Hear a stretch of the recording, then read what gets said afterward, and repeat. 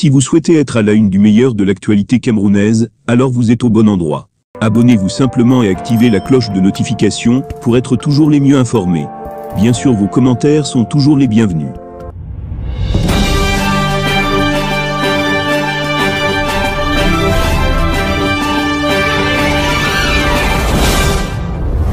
Maurice Kamto et Paul Biya sont des TROTAGONISTES. Les deux hommes politiques luttent pour le TRO accent circonflexe NE. Chacun a ses sympathisants et des détracteurs. Maurice Kamto et les militants du MRC ont tenu la cérémonie d'installation du nouveau bureau de la région littorale 2 sous forte surveillance policière.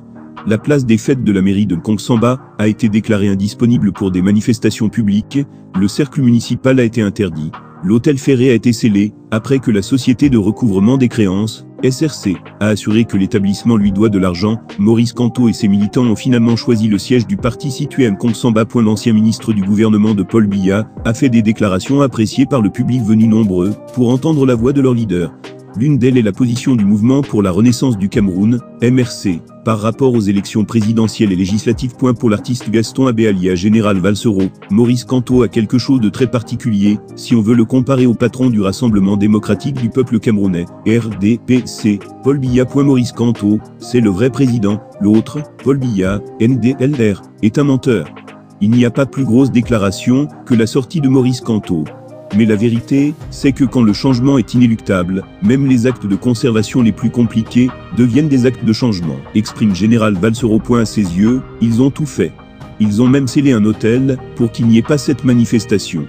Mais cela a seulement permis de valoriser davantage le rendez-vous. Le rappeur estime que pour ceux qui comparent généralement le Cameroun au Mali, au Burkina, au Tchad, etc., vous devez comprendre que chez nous, une révolution qui n'est pas portée par une base politique solide, n'est que pure révolte. On sait d'où on va.